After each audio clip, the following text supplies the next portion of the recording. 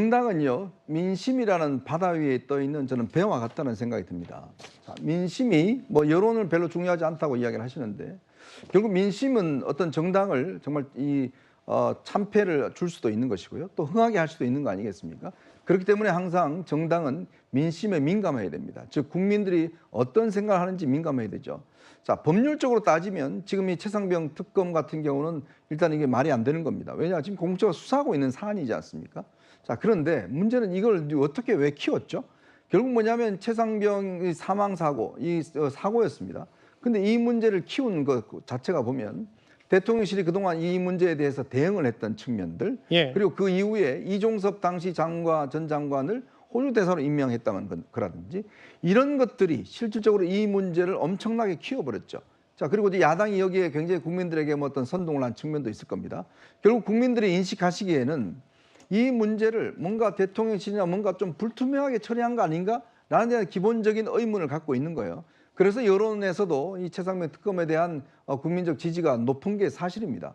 그렇다면 지금 이 최상병 특검은 거의 블랙홀과 같아요. 이 문제를 해결하지 않으면 사실은 여당은 한 발짝도 전진할 수가 없습니다. 자, 그렇다면 예전에 아마 기억나실 겁니다. 선거법 그때 개정했을 때 그때 뭐 바로 들고 뭐 가서 막고 했던 게 기억나실 겁니다. 결과는 어떻게 됐죠? 다 통과됐습니다. 그러니까 이게 지금 이 108명이라는 숫자로 이걸 막기가 굉장히 어려운 구조가 돼 있어요. 무조건 강경하고 반대한다고 해서 이 문제를 막을 수 있는 상황이다? 지금요, 이 108석가 가지고 있는 정당이 지금 김재섭, 안철수 뭐 등등 이분들은 지금 이 법에 대해 찬성하겠다는 거 아니겠습니까? 근데 만약에 8석이 무너지면, 8석이 무너지면 통과된다고 그러면 아마 대통령뿐만 아니라 여당에 엄청난 충격일 겁니다. 엄청난 또 피해가 입을 거예요.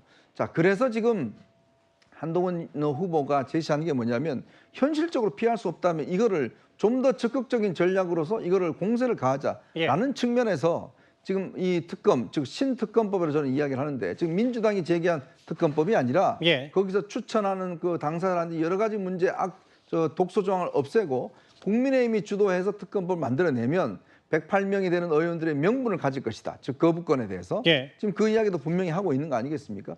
그런 전략을 이용하는 것이지 당연히 뭐 야당 입장에서 보면 막아야죠. 막는 게 최우선입니다. 그러나 현실적으로 막을 수 없다 그러면 뭔가 전략적인 고민들을 해야 될 거 아니겠습니까? 또 민심의 반응도 봐야 될 것이고요.